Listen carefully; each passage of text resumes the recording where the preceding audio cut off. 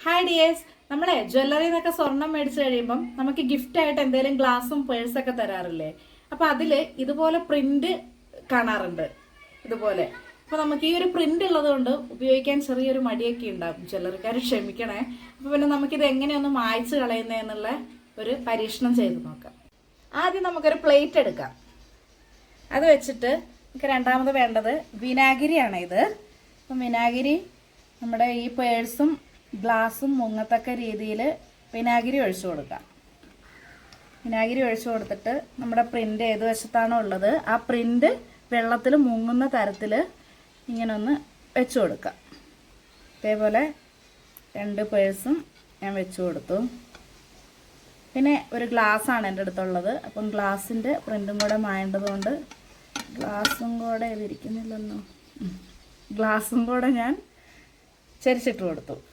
ഇച്ചിരിയും കൂടെ വിനാഗിരി ഞാൻ ഒഴിച്ചു കൊടുക്കുകയാണേ. എൻ്റെത് ഗ്ലാസ് മുങ്ങുന്നില്ല. ഓക്കെ, അപ്പോൾ നമുക്കിതൊരു കുറച്ച് നേരം ഇങ്ങനെ ഇട്ട് കൊടുക്കാം. ഒരു 10-15 മിനിറ്റ്, ഒരു 10 മിനിറ്റ് നമുക്ക് നോക്കി നോക്കാം. ഓക്കെ, വലിയ ക്ഷമയില്ലാത്തത് കൊണ്ട് ഞാൻ ഗ്ലാസ് ഒന്ന് എടുത്ത് ടവൽ വെച്ച് ഉരച്ചു നോക്കി കേട്ടോ. പക്ഷെ പോയില്ല. ഒന്നുകൂടെ വെള്ളത്തിൽ ഇട്ട് വെച്ചു. പിന്നെ നമ്മുടെ ഒരു പേഴ്സ് എടുത്ത് നന്നായി ഉരച്ചു നോക്കി. ചെറുതായിട്ടൊക്കെ പോകുന്നുണ്ട് കേട്ടോ. ഞാനും ആദ്യമായിട്ട് ചെയ്തു നോക്കുന്നതാണേ. കഴിഞ്ഞ ദിവസം യൂട്യൂബിൽ കണ്ടപ്പം ഒന്ന് ചെയ്തു നോക്കാമെന്ന് വിചാരിച്ചു. അപ്പം നിങ്ങളെ കൂടി കാണിക്കാമെന്ന് ഓർത്തു. അങ്ങനെ ബ്രഷും തുണിയും മാറി മാറിയിട്ട് ഉരച്ചു.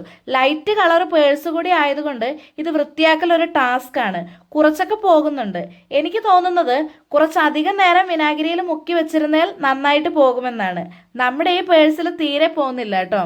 പിന്നെ നമ്മുടെ ഗ്ലാസ്സിലെ പ്രിന്റ് തുണിയും ബ്രഷും സ്ക്രബ്ബറും എല്ലാം ഉപയോഗിച്ച് മാറി മാറി ഉരച്ച് നോക്കുന്നുണ്ട് കേട്ടോ. ഞാൻ മടുത്തു. പരിപാടി ഞാൻ നിർത്തി. എന്തായാലും ഞാൻ ചെയ്ത് നോക്കിയിട്ട് വീഡിയോസിലൊക്കെ കാണുന്നത് പോലെ അത്ര പെട്ടെന്നൊന്നും സംഭവം പോകുന്നില്ല. അവരൊക്കെ ഒരു പക്ഷേ കുറേ നേരം വിനാഗിരിയിൽ ഇട്ട് വെച്ചിട്ട് നോക്കിയിട്ടായിരിക്കും കേട്ടോ ചെയ്യുന്നത്. പിന്നെ നമുക്ക് പിന്നെ പണ്ടേ ക്ഷമയൊന്നും ഇല്ലല്ലോ. പിന്നെ എങ്ങനെ ശരിയാവാനാണ്?